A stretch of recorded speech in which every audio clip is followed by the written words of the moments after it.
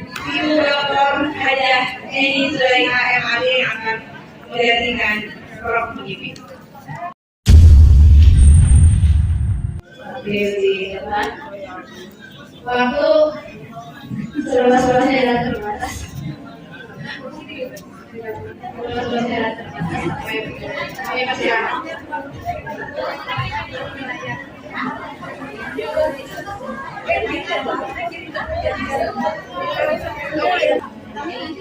Bismillahirrahmanirrahim. Sunatullah kesuksesan adalah fokus dan konsisten. Bapak Ibu guru yang berbahagia, Assalamualaikum warahmatullahi wabarakatuh. Alhamdulillah, alladzi yadharahu ibadul mu'minun wa bi tawfiqihi yahtaji udhari. Asyhadu an la ilaha illallah wa asyhadu anna Muhammadan rasulullah. Amma ba'du. Pertama-tama mari kita panjatkan puji serta syukur kehadirat Ilahi yang telah memberikan kepada kita limpahan karunia dan hidayah sehingga pada kesempatan ini kita bisa bersilaturahmi dan insya Allah kita akan bersinergi di satu jam ke depan pada materi organisasi manajemen dan sistem MDMW. Dan setelah hadir di sini kita pemateri yang mungkin ini seperti Bapak Safi, bahwa pemateri awalnya itu Prof. Muhyiddin Syah. Namun karena beliau sakit, jadi Ibu Dr. Hajah Eni Zulaiha MAD yang akan melihatkan Prof. Mujibi. Sekarang menjabat sebagai Ketua Prodi Ilmu Al-Quran dan Tafsir Pasca Sarjana UIN Senandung Bandung. Kemudian pelatih di Value Education Dewan Juri MTQ Provinsi Jabar, bidang menulis makalah ilmiah Al-Quran. Kemudian pembinaan MTQ tingkat nasional dalam KTI, karya tulis ilmiah Al-Quran dan tahfidz hadis. Sebelum materi menyampaikan materinya, ini kita tidak hanya mendengarkan saja. Bapak Ibu diharapkan bersinergi, bekerja sama dengan kami, ya. Jadi biar ada rasa dalam sinergi materi organisasi manajemen dan sistem MDMW ini. Saya mulai dengan Bismillahirrahmanirrahim. Assalamualaikum warahmatullahi wabarakatuh.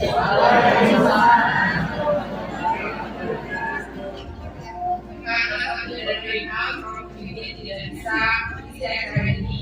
Kemudian saya mengganti kalau tahu bulan dan anak kita yang ada di Emang. Tapi kalau jadi langsung dan anak itu luar biasa. Tentunya dari ujung kepala sampai di kaki. Semoga saya sebagai Ibu bisa menjelaskan apa yang pernah saya pelajari dari beliau tentang bagaimana menuju MDMW yang sehat dan juga kemajuan ekonomi dan strategi. Jadi mengingatkan salah satu partai. Bagaimana kita bagaimana memanage MDMW menjadi sebuah wadah dan organisasi yang menjadi tempat kita maju bersama, kemudian juga tempat kita berkembang bersama, sehingga menjadi guru yang profesional dan juga dapat berbakti pada bangsa dan negara dengan maksimal. Ini semua buatan Prof. Mujibi dan saya hanya ingin menyampaikan saja.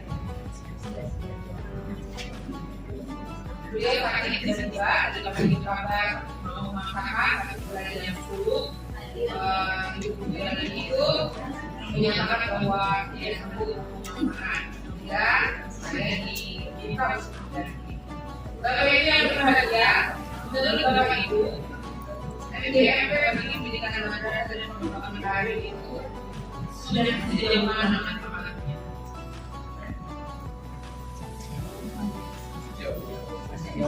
Sejauh mana?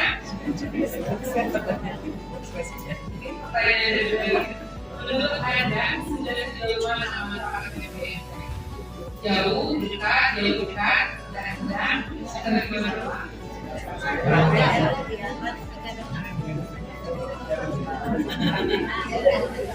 Oke, pertanyaannya sebetulnya sudah bisa dituangkan dalam sejarah dan bagian kelompoknya. Sambil mendengarkan, sambil coba dituliskan, diidentifikasi masalahnya apa, kemudian menurutkan buku agar MBMP yang ada di kota Bandung ini menjadi baik. Sasarannya bagaimana? Kenapa demikian? Karena MBMP berfungsi perannya sebagai wadah untuk menjalani dosen, guru, tapi juga MBMP memiliki kekuatan untuk menentukan porsi. Jadi Bapak dan Ibu melalui MBMP bisa mengajukan kebijakan ataupun hal-hal yang belum terrealisasi atau belum terpikirkan oleh Kementerian Agama secara khusus Kota Bandung, dan mungkin salah satu kali adalah madrasah ya di Kementerian. MBMP dengan organisasi yang sudah legislatif dan juga sudah diakui, ini punya kekuatan untuk itu mengajukan beberapa hal terkait kemajuan yang terkait dengan policy. Nanti juga itu nanti.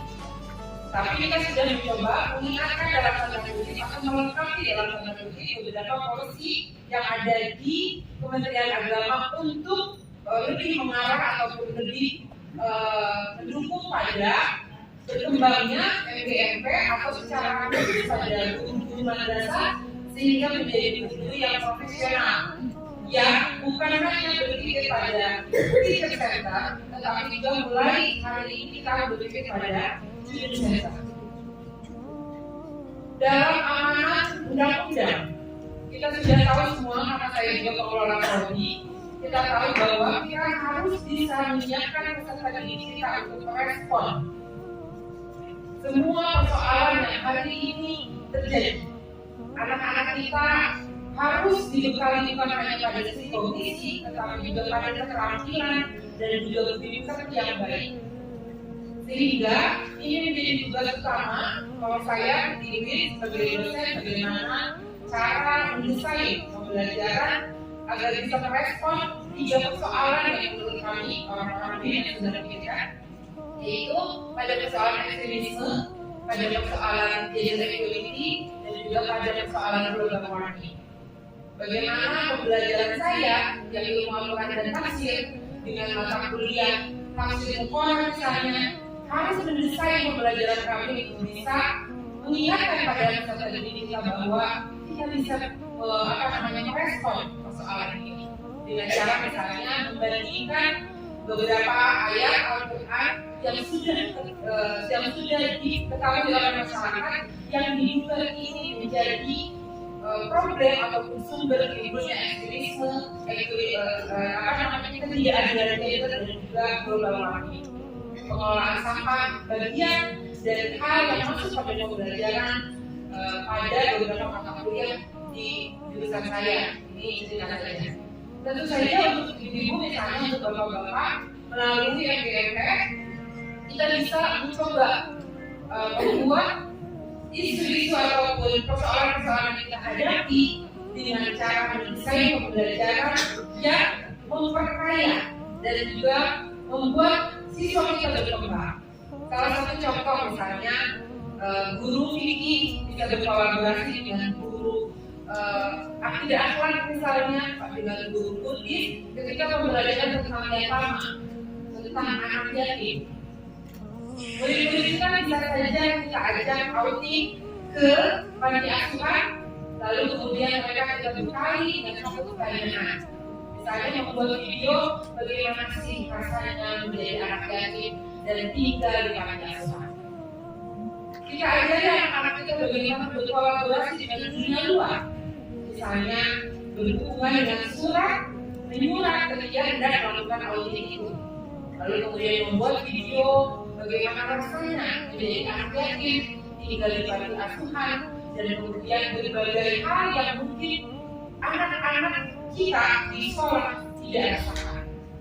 Di hasil pembelajaran itu kita bisa kolaborasikan, misalnya kalau masuk pada pembelajaran fikih, kenapa dalam pembelajaran fikih ada hal-hal yang terkait dengan anak yatim, misalnya pembagian waris. Kalau ada anak yang hadir pada saat pembagian waris, kenapa orang yang berbagi waris itu boleh memberi hartanya untuk anak-anak itu. Untuk pelajaran akidah akhlak misalnya, kita bisa langsung, tidak bisa pakai ceramah panjang-panjang bagaimana anak wafat wilayah menghambalah itu tidak hanya didemonstrasikan di kelas, tetapi feelnya dapat, lalu mereka juga akan tahu betapa beruntuknya mereka yang masih punya ayah dan ibu yang lengkap dan tidak tinggal di panti asuhan sana. Ini salah satu yang terpikir oleh saya.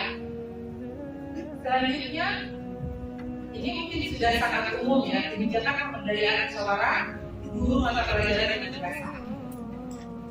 Ini mengacu pada pelajaran manajemen ya, coach, training, dan controlling.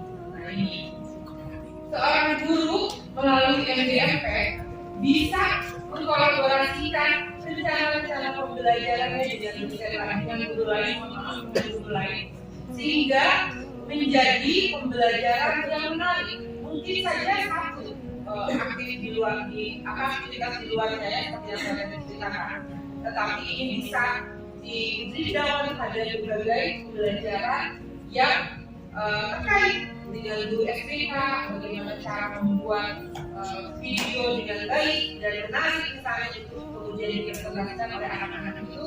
Karena kelompok pertama kita juga bertanya bagaimana perasaan mereka menjadi anak-anak yang tidak tinggal di panti asuhan.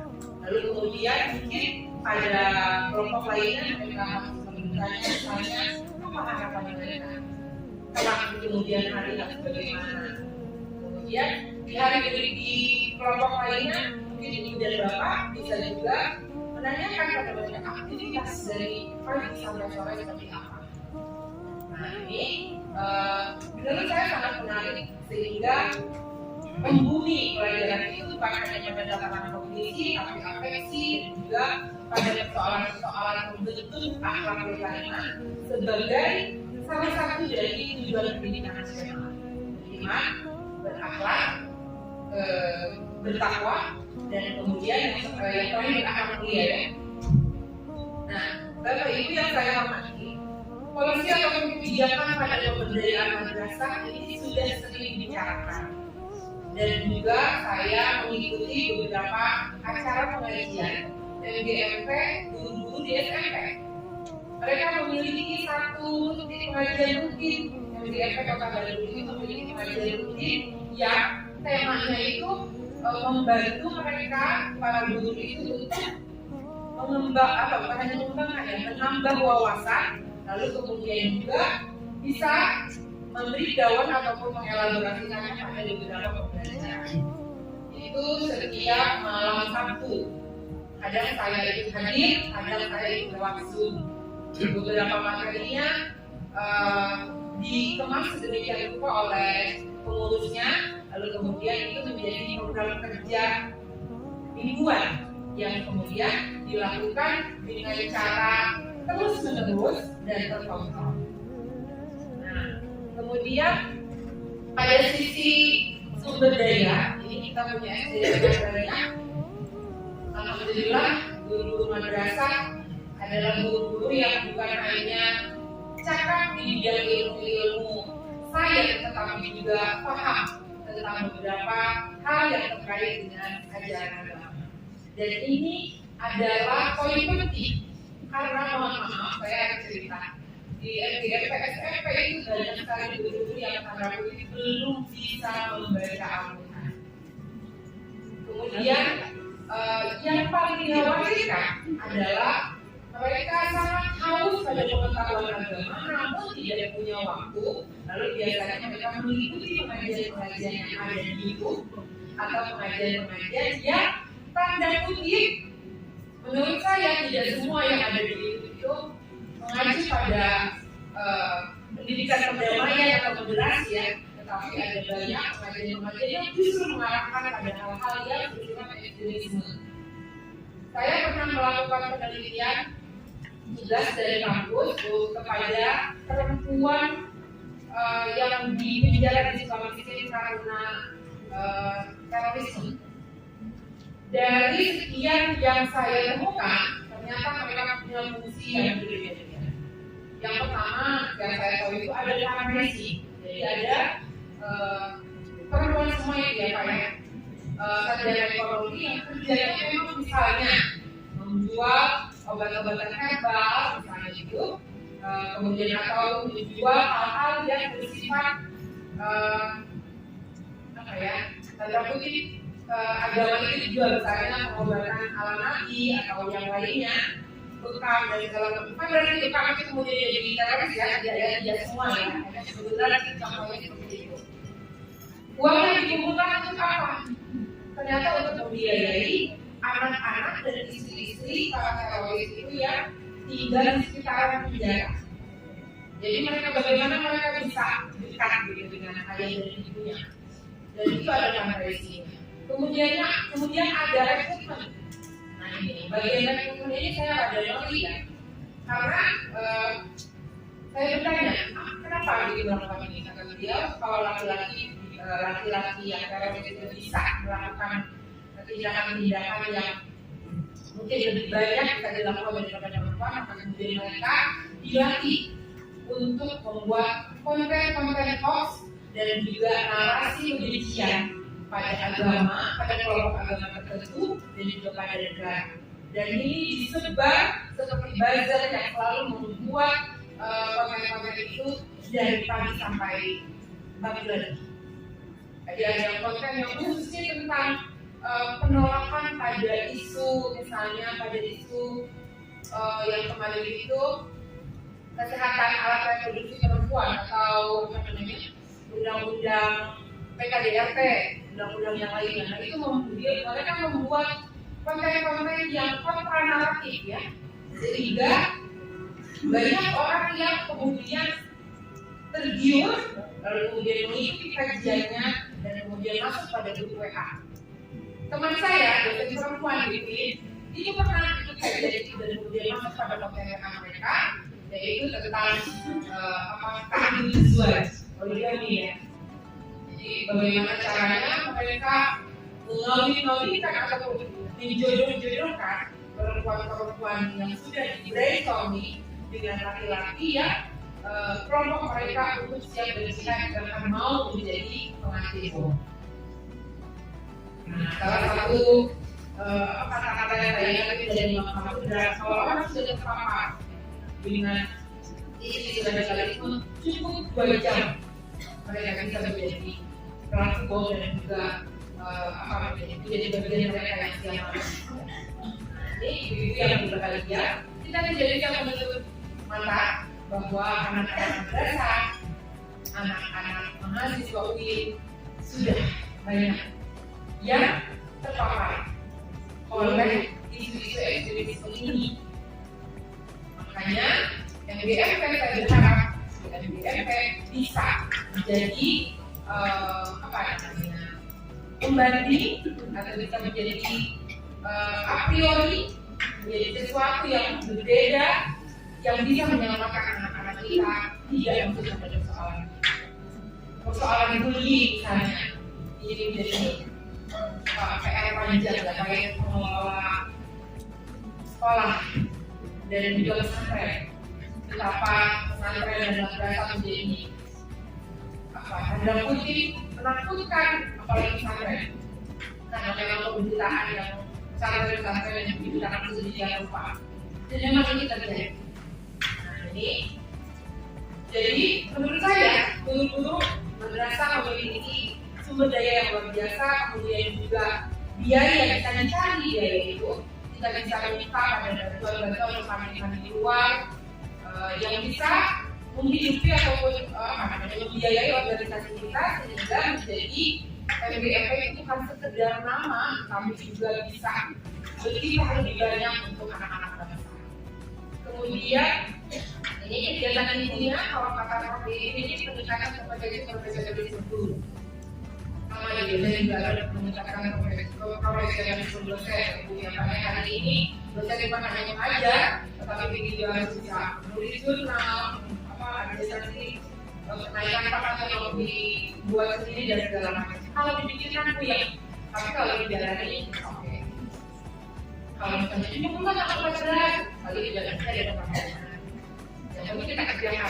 Ya. Nanti ada aplikasi-aplikasi yang diberikan oleh PDDIT, ada kami, kemudian kami laporkan saya pengalaman semua produksi bagaimana caranya menyediakan aplikasi baik kalau itu kemudian menelpon beberapa mahasiswa yang sudah tidak aktif, tetapi karena mau aplikasi tidak boleh ada yang drop out, dipanggil, dicarikan dana kalau dia tidak boleh dana, dibantu bagaimana cara menyelesaikan tesis, sehingga semua aplikasi di prodi-prodi itu sedang berusaha untuk tidak lagi pada level C, tetapi semuanya yang menjadi unggul. Nah, jadi tentu saja Bapak Ibu perlu kolaborasi, perlu networking. Tidak bisa bekerja sendiri-sendiri, dan ini perlunya MGMP. Lalu kemudian pada implementasi, berbagai kegiatan bisa dilakukan, pelatihan, penelitian, pemaparan, KPI, kualitas. Ini ada kalau saya pengurus KPI di Jawa Barat juga, jadi saya suka jadi juri di karya tulis sebelumnya di Waktu. Jadi Bapak yang senang menulis bisa berkolaborasi dari hasil-hasil pembelajaran yang ada di sekolah dan di diri kita menjadi karya tulis yang bisa dilombakan dan lumayan hadiahnya 60 juta, 40 juta kan lumayan ya, sangat lumayan. Lalu kemudian hasilnya adalah ini MGMP yang efektif. MGMP efektif itu yang seperti apa? Yang berguna, yang dimana lagi? Yang responsif. Responsif pada apa? Ada permasalahan. Kalau dalam undang-undang itu ada dunia usaha dan dunia industri. Kita bisa menyiapkan anak-anak kita bisa bersaing di dunia usaha dan di dunia industri. Ini selanjutnya mungkin harus berlanjut ya. Jadi karena kegiatan inti MGMP adalah ini pasti sudah dilakukan, walaupun mungkin belum efisien dan belum kontinu. Artinya sudah ada sumber dayanya, sudah ada potensinya, tinggal mengefektifkan. Nah, ini kebijakan pemberdayaan MGMP tujuannya adalah berkompetensi guru madrasah yang memuaskan. Memuaskan siapa yang berhak? Para pengguna. Ya, para pengguna itu mitra kita, kemudian juga alumni yang bisa diterima di berbagai sekolah, dan misalnya dari Sanawiyah Negeri dia bisa masuk ke madrasah aliyah unggulan, dari madrasah aliyah unggulan atau dari madrasah aliyah yang bisa masuk pada universitas yang favorit. Ini saya pikir ini mimpi kita bersama ya. Lalu kemudian pada wilayah implementasi, yang ini kegiatan pelatihan, penelitian, secara kolaboratif, lalu kualitas, hasilnya adalah proses belajar dilatih guru dan proses belajar dan dilatih guru yang berkualitas, lagi-lagi yang berkualitas. Memuaskan kualitas itu bisa dari hijau, ini sebuah clue. Tidak kita merenung dan kita jadi guru yang berkualitas. Bagaimana kalau orang Allah memanggil kita dengan satu pertanyaan? Sudahkah jadi guru yang berkualitas? Saya sering bilang pada mahasiswa saya bahwa kenapa saya tidak banyak, saya tidak bisa bersedekah banyak seperti orang kaya, saya juga tidak bisa sholat khusyuk seperti para kiai. Satu hal yang ingin saya banggakan di depan Tuhan saya ketika saya pulang adalah ketika saya mengajar dengan benar. Saya tidak mau karena saya mengajar selasa 2 ya Pak ya. Jadi yang belajar itu kan terus kiai-kiai gitu ya, kemudian para kepala sekolah, bahkan juga para pejabat. Mereka seringkali mungkin saya menduga ini, jadi yang penting pada gelar aja. Kemudian mereka biasanya dengan gaya-gaya tertentu mereka datang ke ruang prodi, lalu kemudian itu itu, finally mereka bilang keluarkan dari saya, kayak gitu ya. Nah, bagaimana saya menghadapi sebagai ketua prodi, menghadapi mahasiswa atau peserta didik yang seperti ini?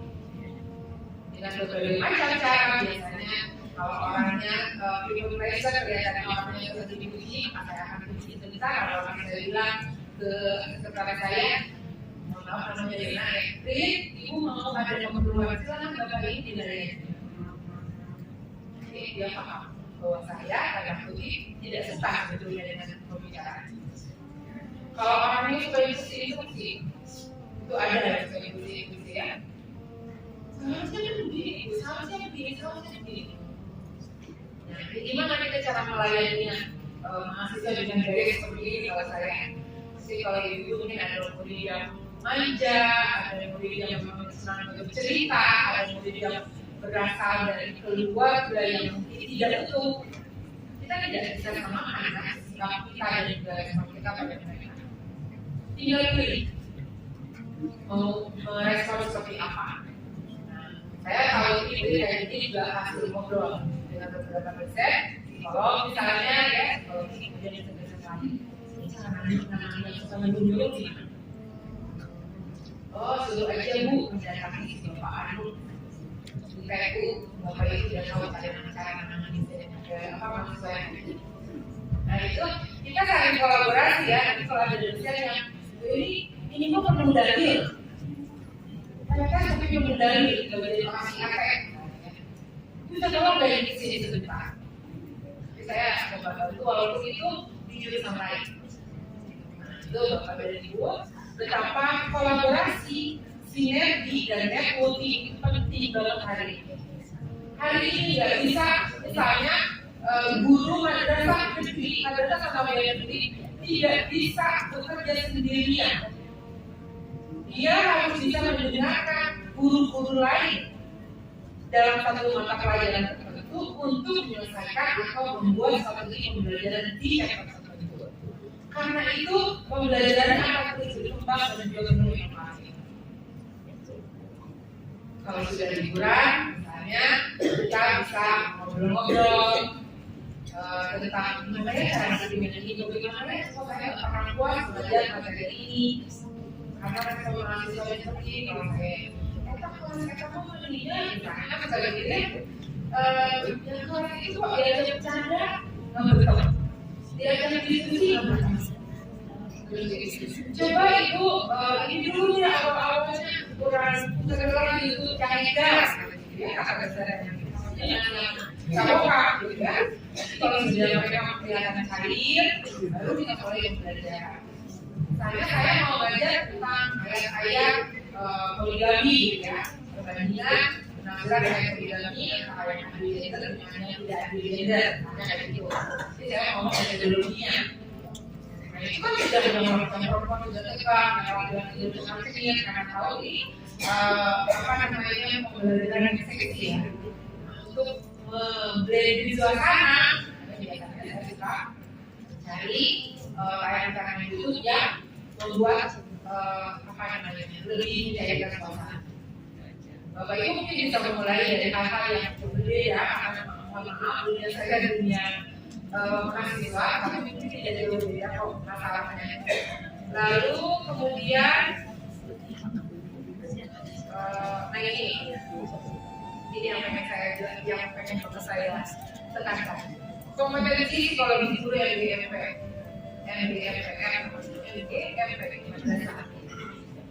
yang mungkin secara kognisi saya ingat waktu yang pesantren ada satu adegan yang mungkin Bapak Ibu juga sudah tahu bahwa aktori itu akan menyalahkan metode mengajar itu lebih utama dari materi pembelajaran.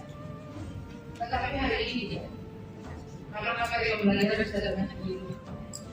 Hari ini al-ustaz ahamu minal madal al-kabir. Bagaimana guru bisa mendesain menjadi pelaku penyampai materi pembelajaran dengan baik. Makanya tapi kemudian sekarang dirubah lagi ya menjadi student center, yang artinya guru tidak boleh menjadikan dirinya sebagai objek, tetapi dia adalah subjek pembelajaran. Makanya sebelum melakukan pembelajaran, idealnya kita mengenal dengan baik mahasiswa kita, pelajari siswa itu seperti apa di kelompok pembelajaran seperti ini ataupun di kelas. Kita harus bisa berkolaborasi. Nah, kemudian metode mengajar, percakapan dan strategi cara pembelajaran, strategi dan teknik pengajaran media. Yang paling penting di kompetensi efektif, self concept. Ibu, bapak, apakah kita bersyukur kita menjadi seorang guru? Meskipun mungkin gajinya tidak seberapa, tapi mungkin kita berdoakannya.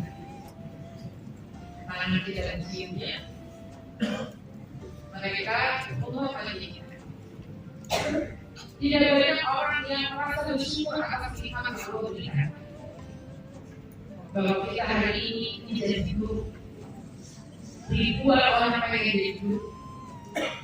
UIN itu kalau sudah hampir 1.000 satu kali sudah. Dan itu adalah guru-guru calon guru baru yang siap bersaing dan yang bercipta dari kita guru yang sudah agak lama. Mereka pintar di bidang teknologi, mereka lebih cakap, mereka lebih punya banyak inovasi. Ini tantangan atau ancaman? Alhamdulillah kalau saya menjawab ini adalah tantangan ya. Karena sebenarnya masalah itu terletak pada respon kita pada masalah itu, bukan pada masalahnya. Maka sekarang konsep yang benar bahwa kita adalah guru yang baik, yang profesional, yang terus mau belajar never to all to learn. Ini adalah salah konsep yang harus kita tanamkan. Kata guru saya, boga ilmu lain segala-galanya, boga harta lain segala-galanya, boga jabatan lain segala-galanya. Aku mau segala-galanya, kata saya, ayyukum ahsanu amala. Jika kamu merasa bahwa di bidang yang kita tidak ahli, maka ahlilah di bidang ini. Jadi guru di mana setiap langkah kita dan dalam pembelajaran kita niatkan untuk bekal kita menghadap Allah. Makanya kata guru saya resepnya niatkan pengkuli kajami, tapi niatkan kuli Gusti Allah. Namun niatkan kuli kajami, niatkan kalau saya kuli kajamikan, katanya pengen bisa berikan, pengen bisa belajar itu baca, perlu dibaca, capek. Karena manusia mah sok pokok, jadi sok pokok, padahal itu pokok, orang pokok.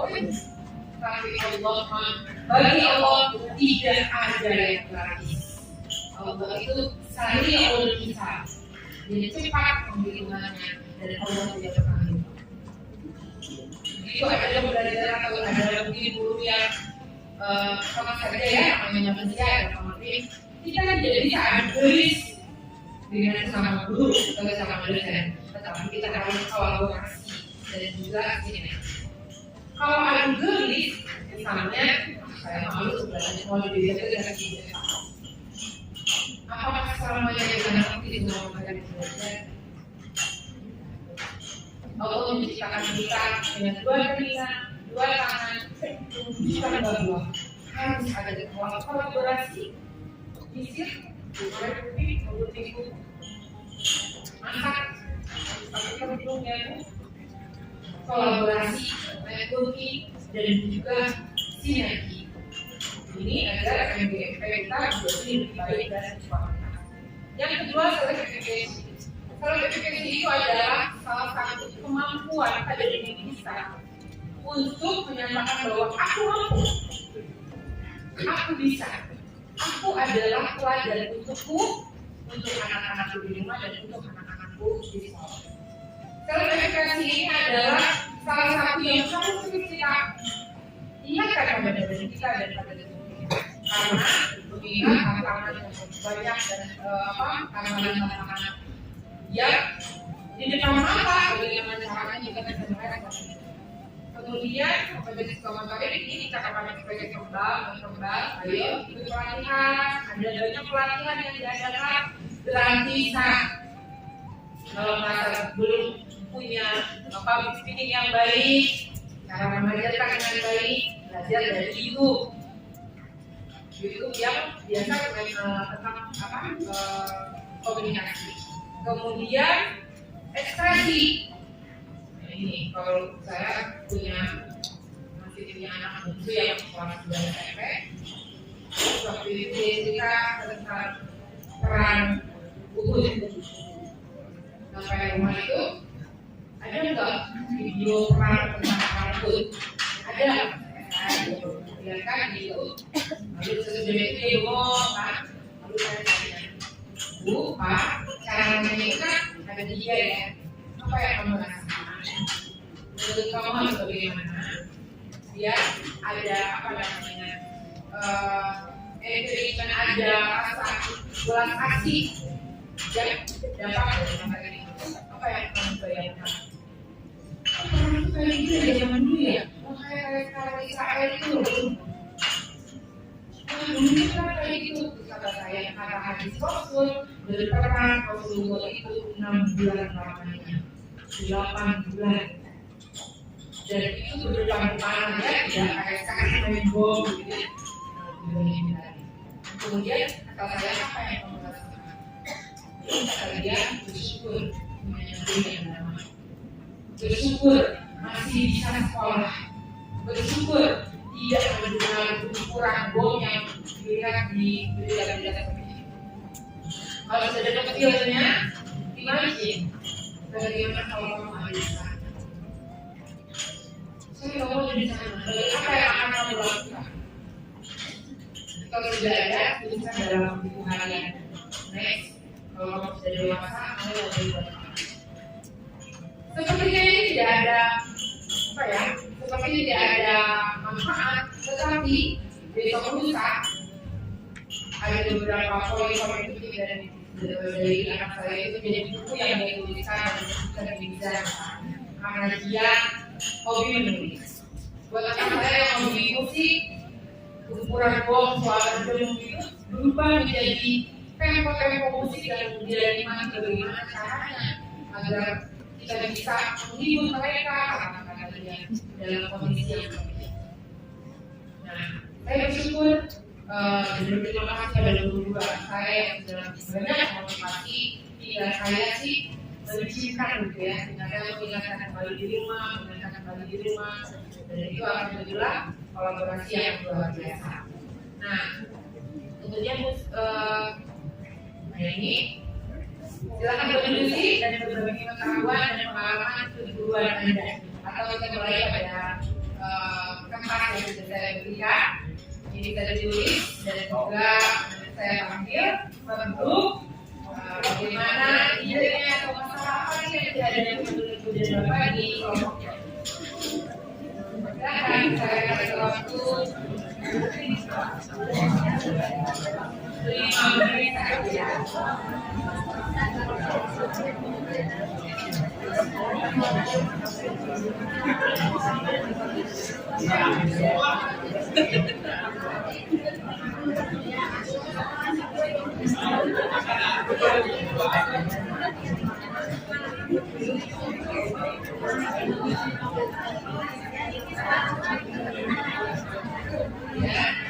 Apa masalah yang dihadapi di SDM kita, kemudian caranya seperti apa, kemudian solusi dengan cara beda ya.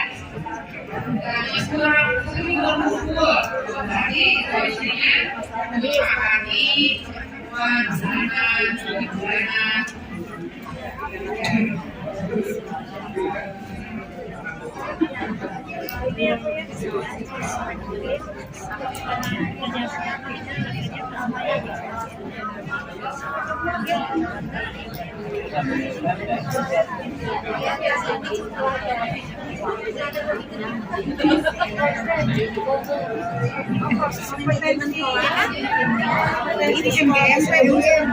MGMP bukan hanya pemberdayaan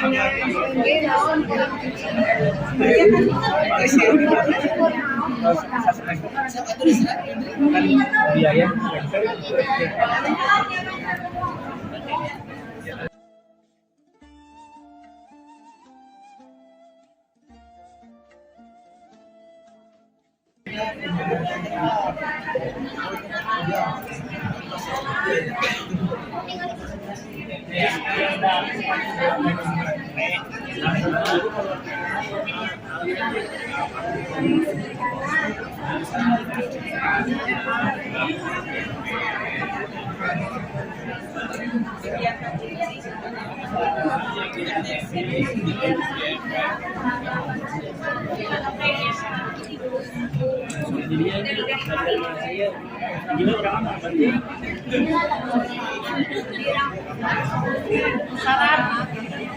Saran masukan yang ini itu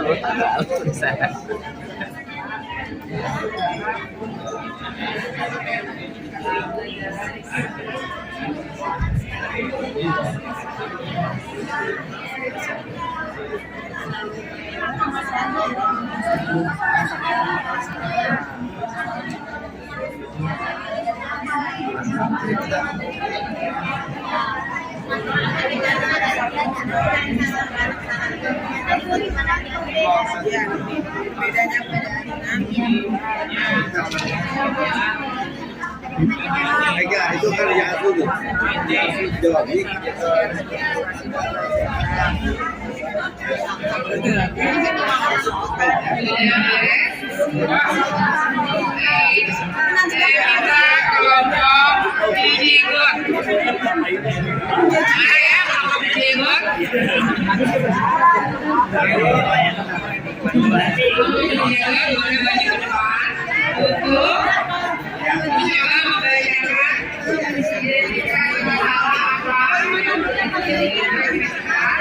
Masalah sama solusinya Bu ya?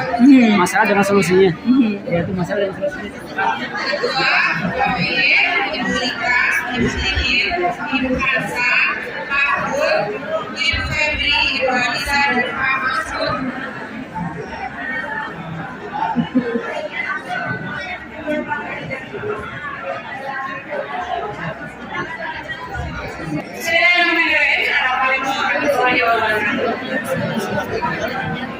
Bapak dan Ibu Jagoan, mohon maaf, kami melawan Munas Peduli mendahului. Ibu menyampaikan hasil diskusi kami tentang hal yang dipertanyakan tadi. Apa saja sih yang mendesak untuk segera dikembangkan di MGMG terkait dengan pemberdayaan. Yang pertama menurut kami yaitu proses manajemen. Kenapa? Karena sampai hari ini sebagaimana kita alami bersama,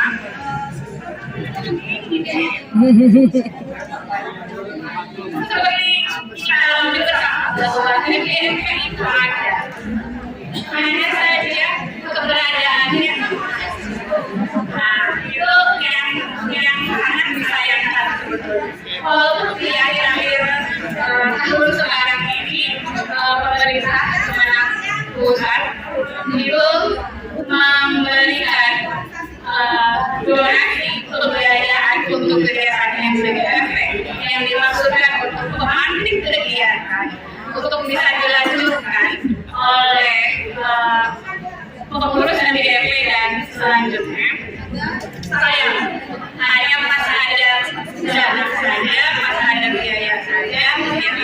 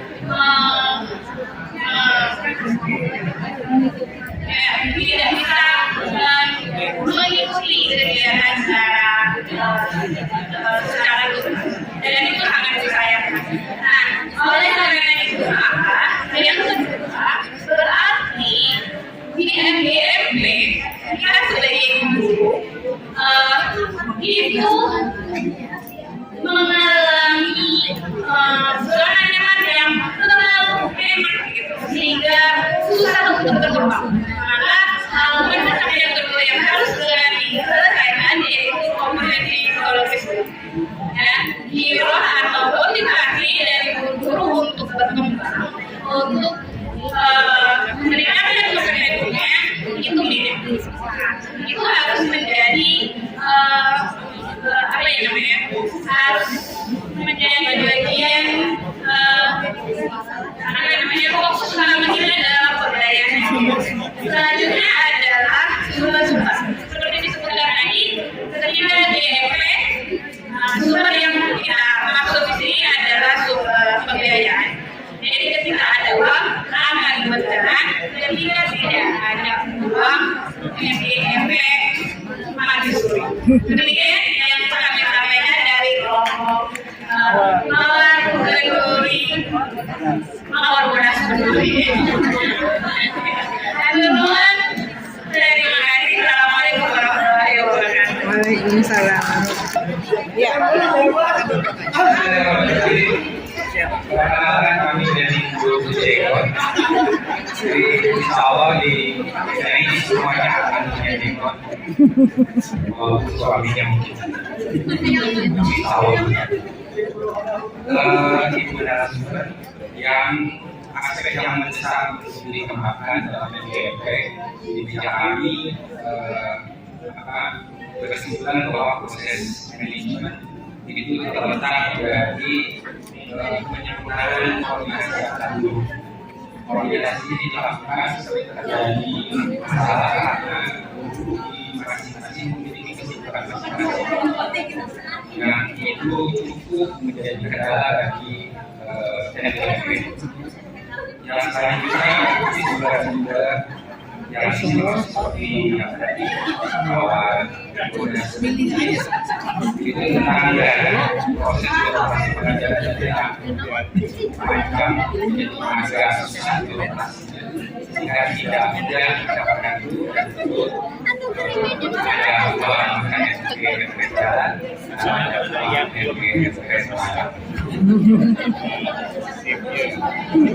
kegiatan ini yang bermasalah itu pengembangan kompetensi guru perlu diperhatikan karena memang dari keterangan dari berbagai macam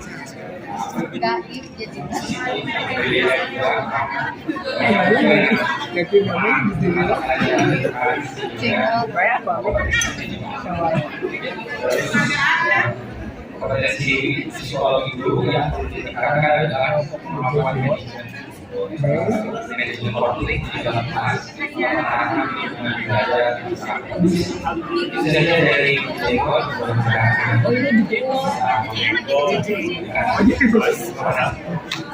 Assalamualaikum warahmatullahi wabarakatuh. Waalaikumsalam. Kita harus bahagia sebagai guru ya. Menurut kelompok kami, aspek yang lebih mendesak yaitu lebih kepada poin D itu kebutuhan psikologis, kompetensi psikologis guru. Kompetensi psikologis guru di sini yang pertama itu adalah memenuhi kebutuhan dari guru itu sendiri. Salah satunya yang paling kita butuhkan itu adalah keamanan dalam bekerja, yaitu bukan karena kecelakaan atau dan lain sebagainya, tapi perlindungan hukum yang kuat untuk kami.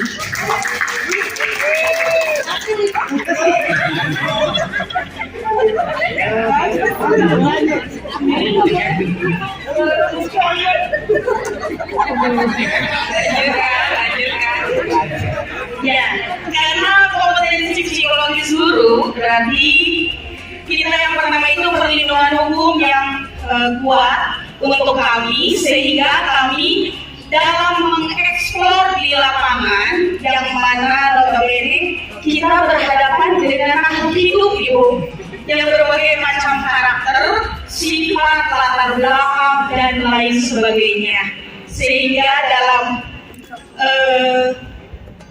menindaklanjuti hal tersebut kita dinaungi payung hukum yang kuat. Jangan sampai seperti di berita-berita ya Bu ya, disuruh sholat malah dituntut 50 juta. Gitu. Jadi menurut saya kompetensi psikologi guru itu sangat penting. Yang kedua yaitu kebutuhan sosial atau lingkungan sekolah yang nyaman dan saling mendukung. Artinya di sini guru bisa bersinergi, berkolaborasi dengan sekolah, siswa, orang tua, bahkan dengan tegak lurus mungkin ke Kemenag, lalu ke tingkat yang lebih tinggi lagi.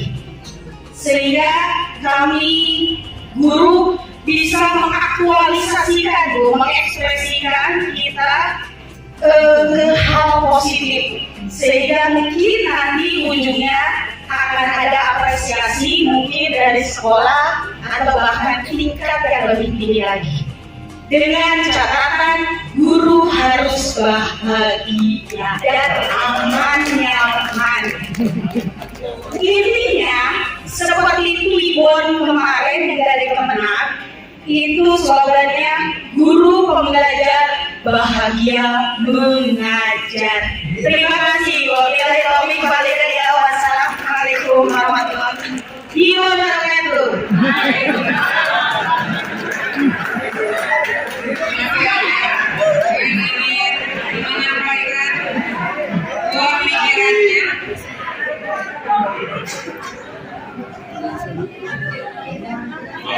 Layaknya warayamu, ia berdaya dan tidak bermutu, makanya kita terjemahnya. Pada rumah gitu ya terjemahnya. Oke, masih ada yang mau menyampaikan? Saya sekarang itu yang beroleh. Lagi bahas ya kami dari kelompok ceria ya, semua ibu-ibunya ceria, ada Cerisma, Cegida. Ya, saya tadi bertanya beberapa masalah apa yang dihadapi oleh teman-teman MGP dari berbagai industri. MGP itu belum begitu terasa manfaatnya bagi pengembangan dari kami, karena minimnya kegiatan di MGP setelah birokrasi yang sedikit rumit, setelah kurangi intensitas pertemuan dengan guru-guru semua ya. Kemudian masalah selanjutnya adalah legalitas SK dan GMP yang tidak jelas disebabkan latar pendidikan yang tidak linear dan tidak punya NUPTK.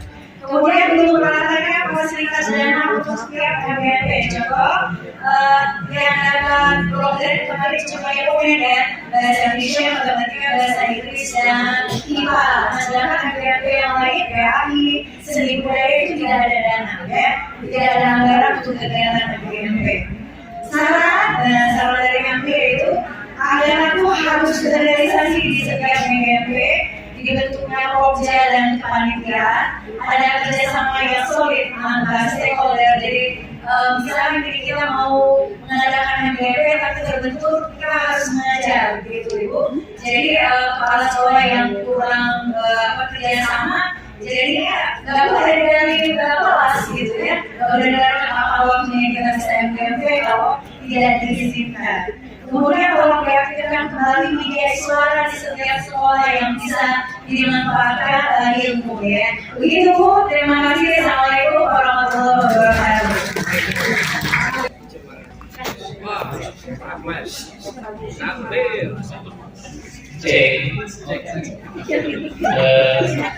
Sebelumnya saya juga terima kasih kepada Ibu dosen yang telah memberikan kesempatan kepada saya yang memakai peci hitam dengan logo Pramuka. Perkenalkan saya dari Lubu Kecil ya, biasanya coba-coba. Menurut hemat kami ya, setelah diskusi dengan orang-orang hebat di sekitar sini, saya berpedoman dengan dua aspek. Yang pertama aspek manajemen, yang kedua aspek psikologi. Aspek manajemen hasil dari diskusi tadi. Yang pertama, manajemen mencakup perencanaan, pengelolaan segala aspek untuk keberlangsungan MGP yang akan mendukung keberlangsungan LDR, rencana, PKB,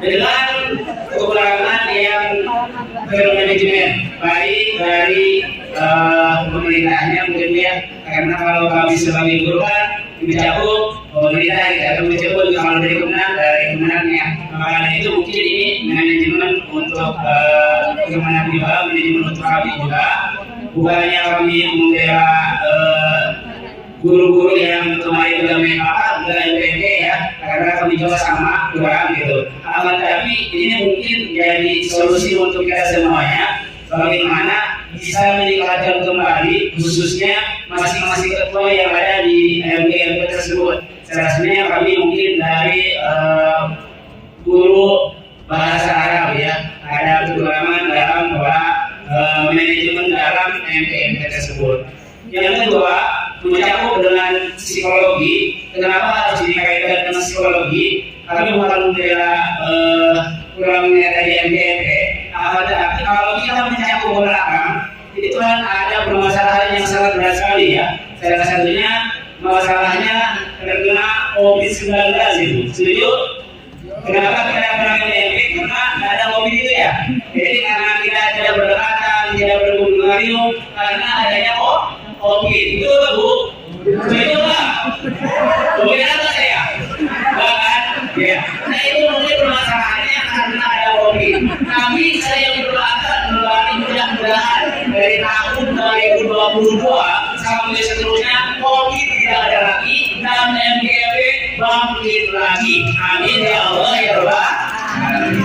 Itu saja mungkin kami kurangnya maaf kelebihannya dan salahnya mudah-mudahan ini dari pengurus kita dalam membangkitkan guru-guru yang hebat yang sering akurat di Kota Bandung ini. Amin ya Allah ya Rabbal Alamin. Assalamualaikum warahmatullahi wabarakatuh.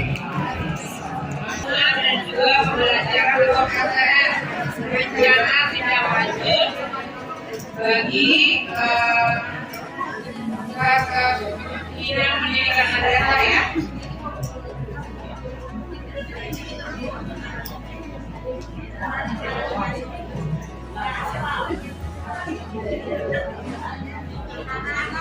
Baik Ibu dan Bapak, selamat Hari Guru ya. Kemarin saya lupa menyampaikan di awal. Semoga kita adalah guru untuk diri kita. Kita adalah guru untuk anak-anak kita. Dan kita adalah guru untuk lingkungan kita. Jadi setiap orang sebetulnya adalah guru ya.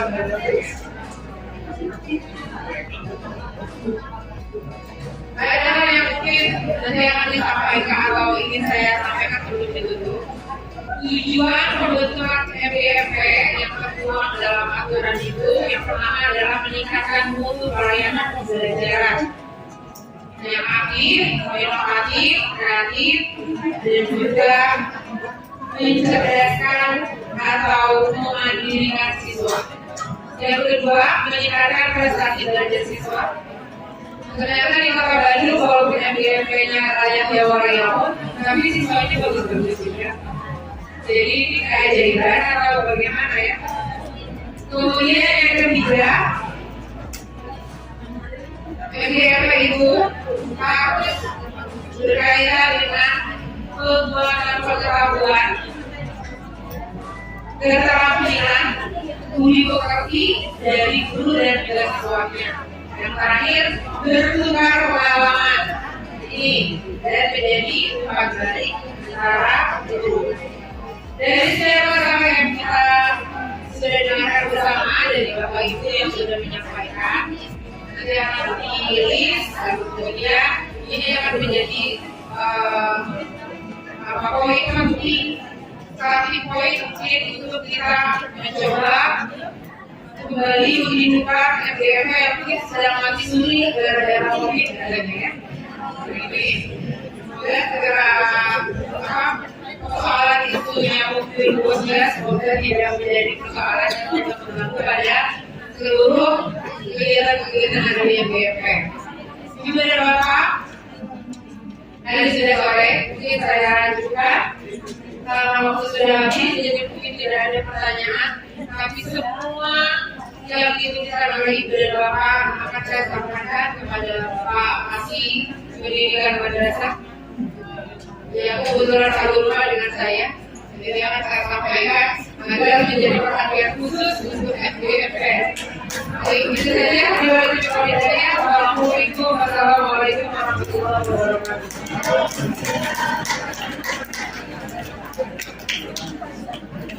Baik, terima kasih kepada Ibu Dr. Hadia Mereka MKD yang sudah menyampaikan pemaparan presentasi yang ditujukan dari orang lain. Ini sebenarnya baru beberapa slide ya, masih banyak yang perlu kita sampaikan. Tapi karena waktu yang membatasi, karena tadi juga sudah memakainya, sudah tadi waktunya pakai, jadi ada tambahan. Makanya 20 menit juga tidak masih sedikit ya. Tapi mudah-mudahan dengan sinergi terbaiknya Bapak Ibu tadi sudah diwakili oleh 5 orang menyampaikannya. Dan untuk tadi disampaikan di akhir oleh Dr. Hadia ini dijelaskan bahwa setiap kegiatan dimulai dari akhir. Setiap kegiatan dimulai dari akhir. Kenapa? Karena kita harus tahu tujuannya dulu. Ya, tadi kan tujuan yang apa? Ketika kita tahu tujuannya, kita memulai kegiatan dari akhir dan tujuan itu baru kita merencanakan tahapan berikutnya. Baik, demikian untuk diskusi untuk materi organisasi kemudian manajemen dan sistemnya MPP sudah disampaikan belum ya.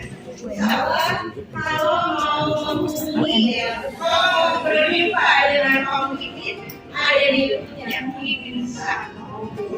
Mungkin bisa nanti Bapak Ibu bisa nanti itu banyak sekali inspirasi yang beliau sampaikan.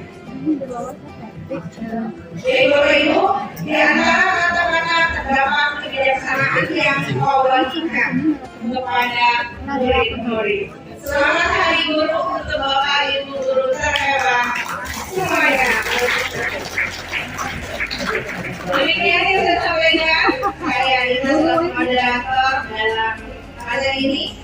Undur diri, billahi taufiq wal hidayah. Wassalamualaikum warahmatullahi wabarakatuh.